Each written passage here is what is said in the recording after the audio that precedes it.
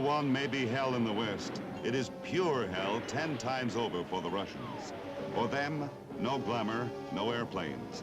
Divisions without artillery, companies without rifles, rifles without bullets. The Russian casualties from typhus alone exceed the total casualties of the Germans. At the front, defeat, disorganization, and lonely death. At home, starvation and poverty exceeding even previous Russian experiences. Finally, in March 1917, a demonstration in St. Petersburg starts over a simple demand for a higher bread ration, gets out of hand, includes a new demand, transfer of power from the Tsar to an elected parliament. Russia, February 1917. World War I forces Tsar Nicholas II to abdicate his throne. The Romanov dynasty, who ruled Russia for 300 years, is no more. The question now is, who or what would take its place? Nicholas's younger brother, the Grand Duke Michael, refuses the throne when it is offered to him. Michael knows the Russian people won't trade one autocrat for another. Instead, a provisional government headed by Prince Georgy Lvov is set up to run the show. It is to be temporary until a more permanent government, a so-called Constituent Assembly, could be elected later in the year. If you ever had a substitute teacher take over a class in the middle of the semester, you have an idea of the type of jam the provisional government was in. Everyone knows they aren't the real government. They're just there to make sure people don't kill each other. Only incredible aura could save them. And they did have some aura.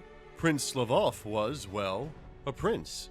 His cabinet had respected business owners and lawyers, particularly his Minister of Justice, Alexander Kerensky, a Rizzler in his own right. The Tsar's old advisors also worked with the provisional government, including the heads of the military.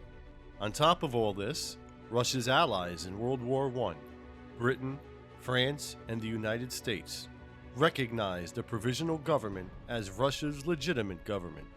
Despite this aura, there was one thing the provisional government didn't have: the people.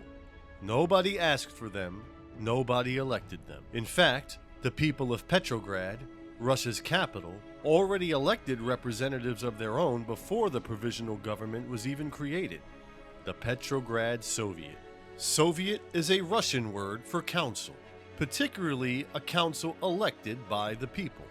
Cities and villages all over Russia elected Soviets. They were the voice of the people, democracy in action. Petrograd being the capital and all, the Petrograd Soviet was the most important. The provisional government could make all the laws they wanted, but they wouldn't mean anything without the approval of the Petrograd Soviet. The provisional government contained Russia's respectable classes: lawyers, generals, business owners, and nobles. They were liberals. Liberals wanted Russia to be more democratic and free while also maintaining capitalism. The Petrograd Soviet, on the other hand, had the Mensheviks, a political party who followed the teachings of Karl Marx and were much less interested in maintaining capitalism. They wanted drastic change, workers in control of the government and economy, socialism.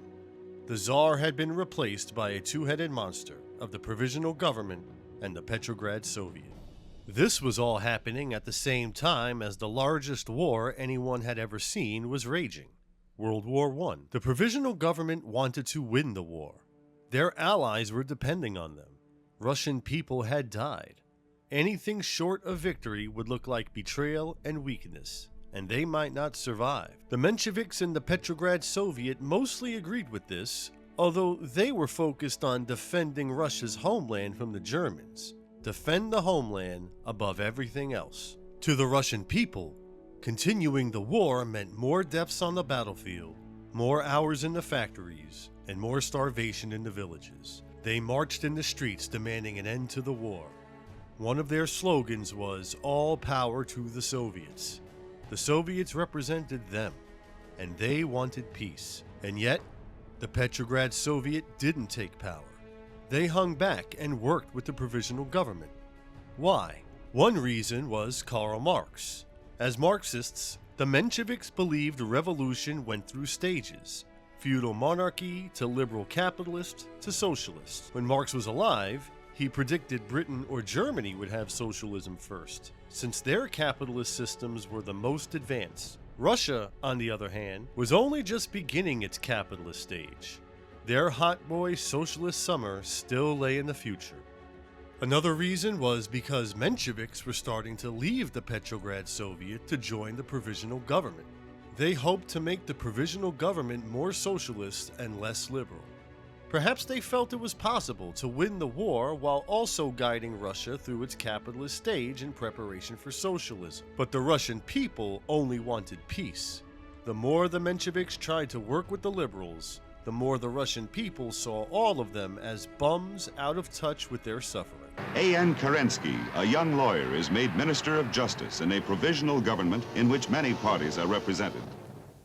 The revolution belongs to the people. I propose to defend it against any attack, whether from the left or from the right. Kerensky arrests the Tsar and his family and announces that free elections are to be held. Political prisoners are freed, and some food is distributed. But in a country without experience in self-government, dissident elements of all shades struggle to convince still hungry people that their particular road leads to salvation. Russia's participation in the European war is unpopular. When it becomes clear that Kerensky means to continue it, the German General Staff arranges for the return of Lenin, who has been exiled by the Tsarist government.